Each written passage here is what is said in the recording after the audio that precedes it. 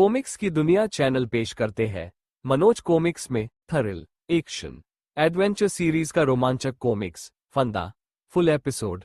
दोस्तों चैनल को सब्सक्राइब कर ले, वीडियो को लाइक कीजिए और अपनी राय कमेंट में जरूर बताएं, जिससे मुझे मोटिवेशन मिले। जय हिंद, जय भारत।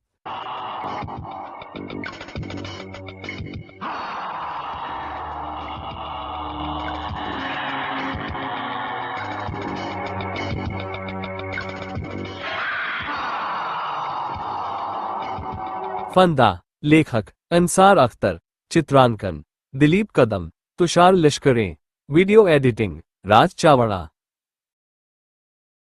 अमावस की काली रात में फॉरेस्ट ऑफिसर जय सिंह जंगल में अकेला गश्त लगा रहा था।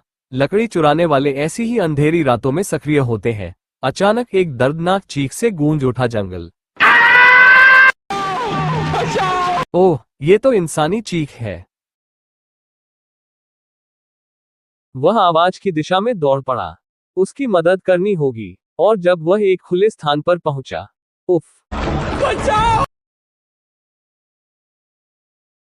इतनी बड़ी और खूंखार बिल्ली पहली बार देख रहा हूं। जय सिंह ने बंदूक सीधी करके बिल्ली का निशाना लिया, मगर इससे पहले कि वो फायर कर पाता, उफ!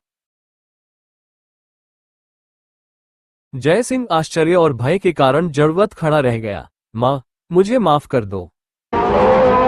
मैं तुझे माफ नहीं करूंगी। हर अमावस की रात तुझे इसी तरह कष्ट झेलना होगा। फिर अचानक जय सिंह को जैसे होश आया। उफ, बच गई।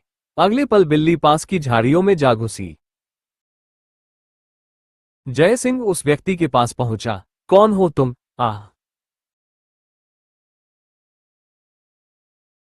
उस व्यक्ति ने चेहरे से हाथ हटाए। उफ!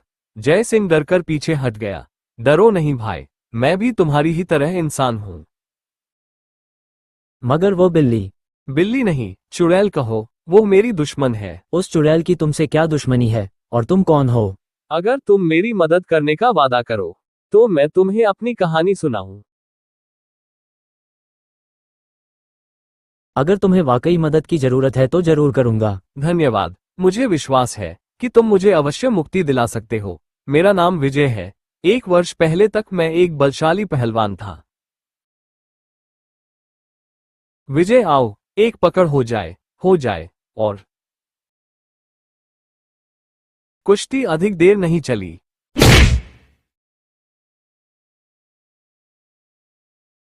विजय मेरा सबसे प्रतिभाशाली और बलशाली चेला है। धन्यवाद गुरुजी।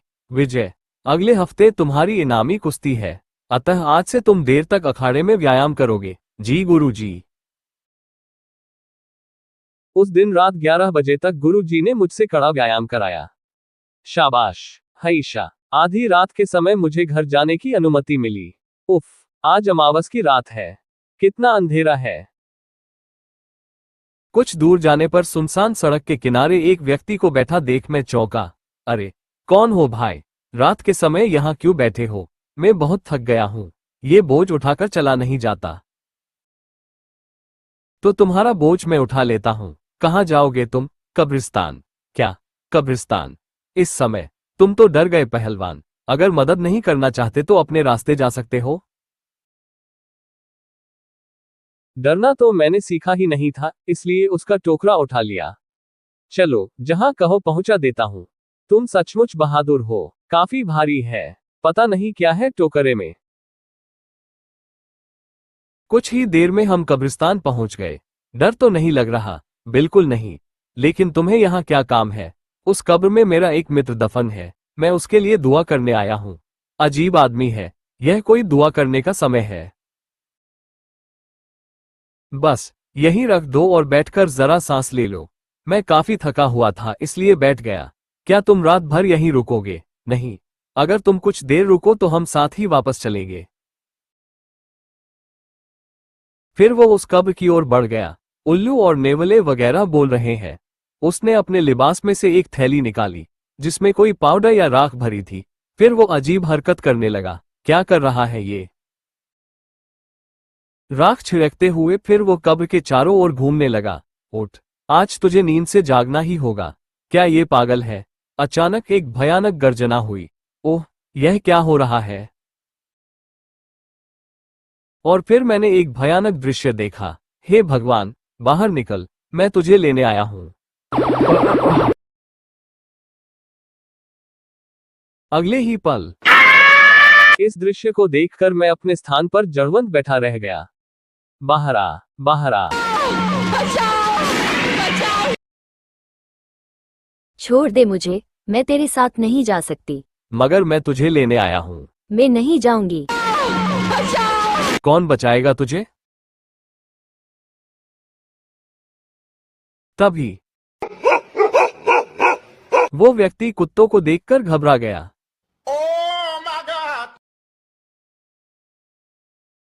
अचानक वो लाश ठहाके लगाने लगी।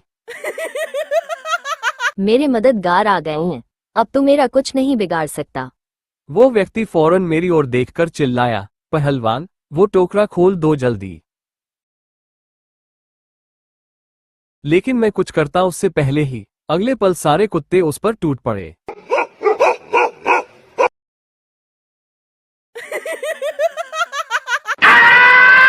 पल भर में ही कुत्तों ने उसकी टिक्का बोटी कर डाली। उसे भी मजा चखाओ। वे भयानक कुत्ते फौरन मेरी ओर लपके। हे भगवान! अपनी जान खतरे में देख अचानक मुझे उस टोकरे का विचार आया। उसने टोकरा खोलने को कहा था। टोकरे में मांस के टुकड़े भरे हुए थे। ओह, ये तो मांस के टुकड़े हैं। और मैंने वो मांस कुत्तों पर उछाल दिया। ये लो, कुत्ते मांस के टुकड़ों पर टूट पड़े।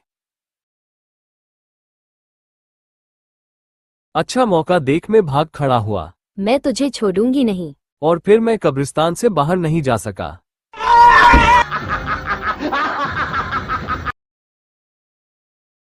तू उस तांत्रिक के साथ मुझे जगाने आया था ना, उसे तो मेरी साथी आत्माओं ने मार डाला। अब तेरी बारी है। नहीं, मैं निर्दोष हूं। मुर्दों को सताने वाले निर्दोष नहीं होते। मैं तुझसे भयानक प्रतिशोध लूंगी। फिर अचानक उसने काली बिल्ली का रूप धारण कर लिया। उफ! और मेरी गर्दन में दांत गड़ा दिए।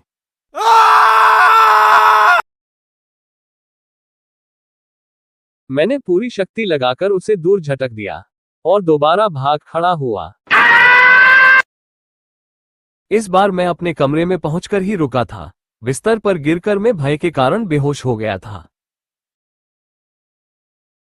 और जब मुझे होश आया, उफ! यह क्या? खुद को आईने में देख मेरे होश उड़ गए।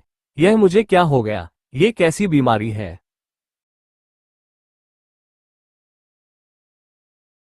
तभी आईने में उस चुड़ैल की छवि उभरी।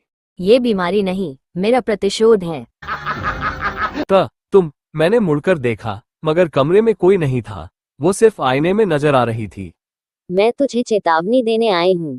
अब हर अमावस की रात में तुझे काटा करूंगी, जिससे तेरी यह बीमारी बढ़ती चली जाएगी और धीरे धीरे तेरा ये शरीर गल सड़ जाएगा। फिर वह गायब हो गई। सुबह होते ही मैं अखाड़े पहुंचा। कौन हो तुम? मैं विजय हूं, प्रेम सिंह। विजय, क्या हुआ तुम्हें? रात को तो ठीक थे तुम। तभी गुरुजी वहां पहुंच गए। गुरुजी, मैं बर्बाद हो गया। लेकिन ये सब हुआ कैसे?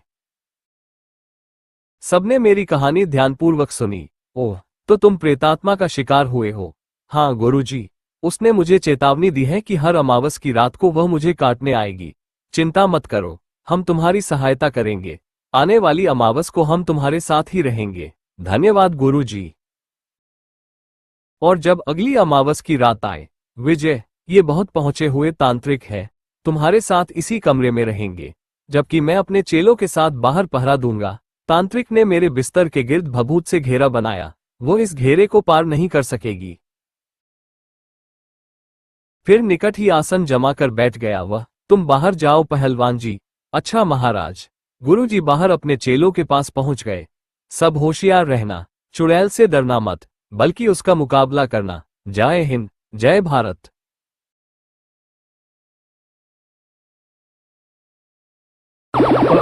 उधर कमरे में अगले पल आईने में से धुएं की एक लकीर निकली और फिर परिणाम स्वरूप चुड़ैल खोपड़ी में प्रवेश कर चुकी थी। हा हा हा। अरे कौन है? अगले पल मैं असहाय सा पड़ा तमाशा देख रहा था। मैं आ गई हूँ तांत्रिक। वापस चली जा वरना पछताएगी। तू मेरा कुछ नहीं बिगाड़ सकता, तेरे पास वो शक्ति ही नहीं है। दुष्ट आत्मा मेरी शक्ति को ललकारती है। ये ले। मेरी बात मान ले तांत्रिक, तू मेरा मुकाबला नहीं कर सकता। मैं तुझे भस्म कर सकता हूँ। तो फिर मर।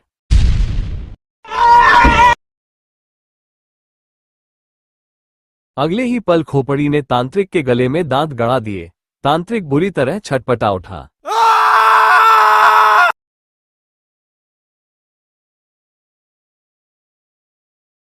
फिर वो नीचे गिरा और शांत हो गया। अगले पल वहां धुआं सा उठा और चुड़ैल सामने आ गई। हा हा हा, बचाओ। कौन है? और जवाब उसे इस प्रकार मिला। ही ओफ। चुड़ैल के नुकीले पंजे पहलवान के शरीर में धंसते जा रहे थे।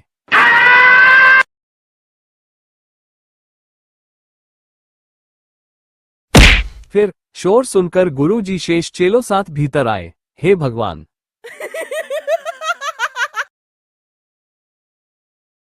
आओ आओ, मैं सबको खा जाऊंगी। गुरुजी, डरो मत, सब मिलकर पकड़ लो इसे।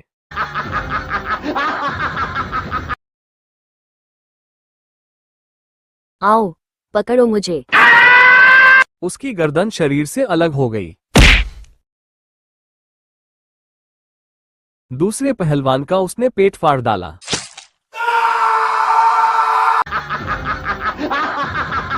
हे भगवान!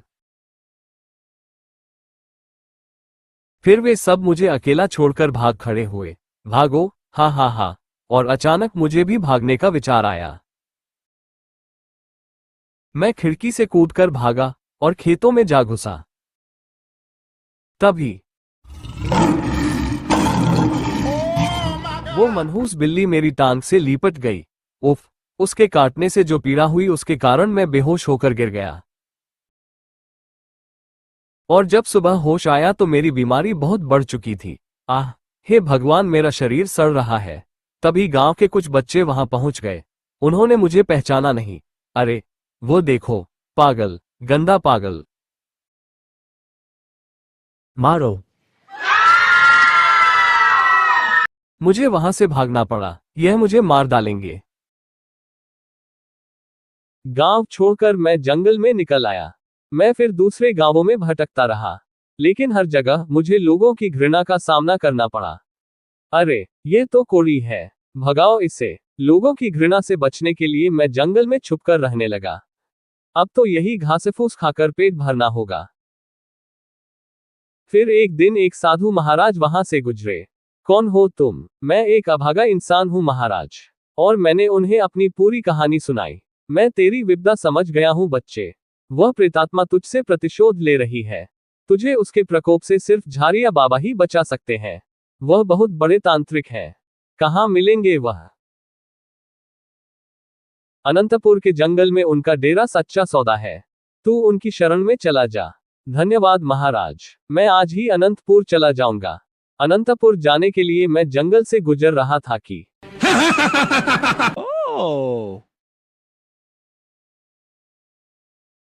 मैं जानती हूँ तू झारिया बाबा के पास जा रहा है, मगर मैं तुझे वहां पहुंचने नहीं दूंगी। भगवान के लिए मुझे क्षमा कर दो। मुझसे अनजाने में गलती हो गई थी। उसकी तुम पहले ही काफी सजा दे चुकी हो मुझे। नहीं, मैं तुझे जीवन भर कष्ट दूंगी। इस समय तो मैं जा रही हूँ, लेकिन तू झारिया बाबा के पास कभी नहीं पहुंच सकेगा।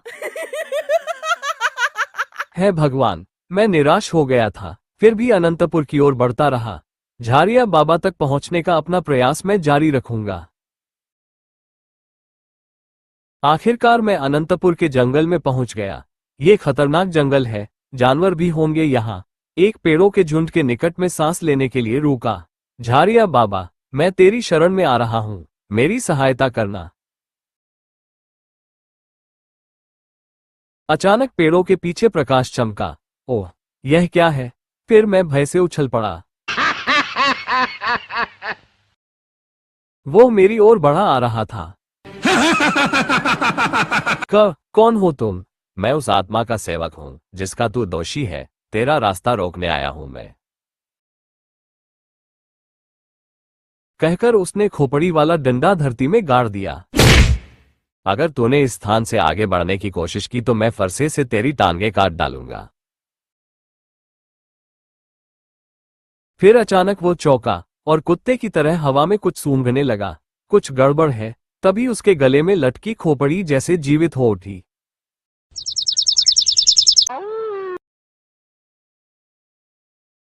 क्या कहना चाहती हो तुम? खतरा। हम तांत्रिक झारिया बाबा को देख रहे हैं।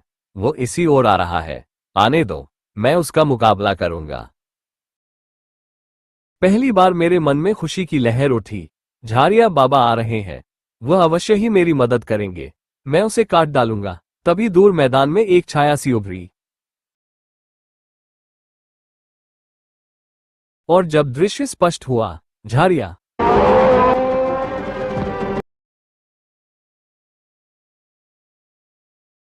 मैं आश्चर्य से उन्हें निकट आते देख रहा था। हमारे निकट पहुंचकर झारिया बाबा ने भैंसे को रोका, फिर मेरी ओर देखा। तूने हमें याद किया, इसलिए हम तेरी सहायता को चले आए। लेकिन मैं कुछ कहता इससे पहले आश्चर्यजनक ढंग से फरसा वापस घूमकर उसके हाथ में आ गया।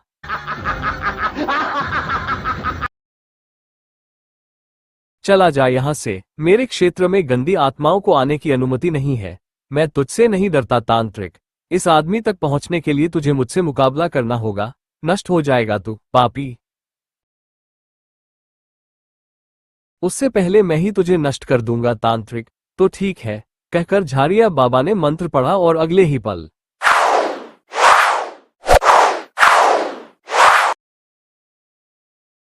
अब भी समय है, चला जा यहां से। नहीं जाऊंगा तो फिर चख मजा।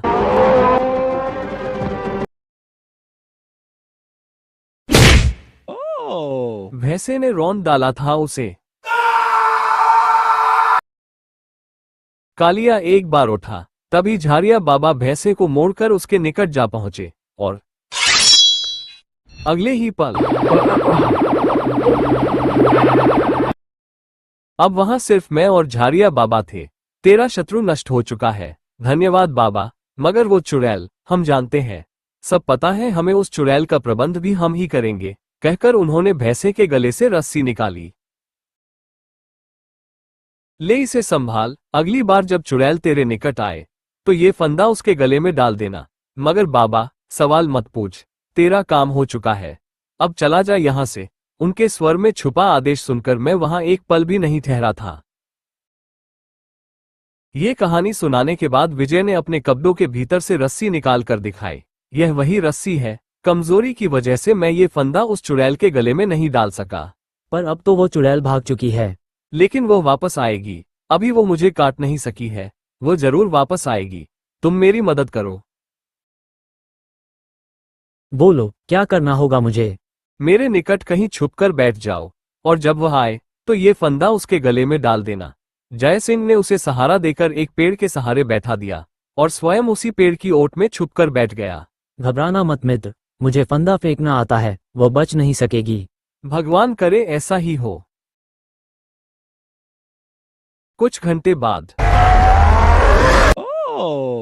वो धीरे धीरे विजय की ओर बढ़ रही थी। पता नहीं जय सिंह जाग रहा है या सो गया। जबकि जय सिंह तैयार था, फंदा बिल्ली के गले में जाकर गिरा। अगले ही पल उसके शरीर में आग लग गई, और पल भर में ही वहां सिर्फ राख का ढेर पड़ा था। याहू! विजय खुशी से चिल्ला उठा। और फिर एक और आश्चर्यजनक घटना घटी। अरे! विजय के शरीर के फोड़े तेजी से गायब हो रहे थे।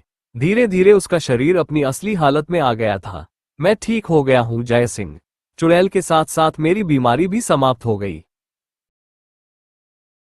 मुझे खुशी है, तुम्हें कष्ट से मुक्ति मिल गई विजय। धन्यवाद मित्र। झारिया बाबा के साथ साथ मैं तुम्हारा भी आभारी हूं।